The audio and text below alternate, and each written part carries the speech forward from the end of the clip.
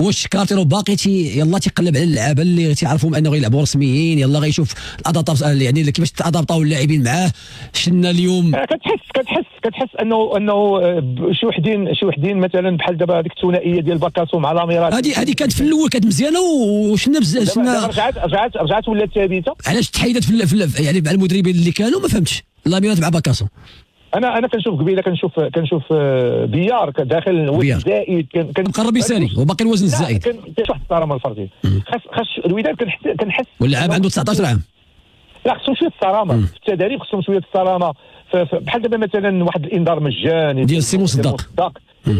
ما بقاتش كدار هذيك الكره. لا رياكسيون المدرب في التغييرات مزيان لانه نشوفوا هذاك لو جون كوليبالي واخا ما جاتوش. انا كنت كنتمنى نشوف العلاري يدر.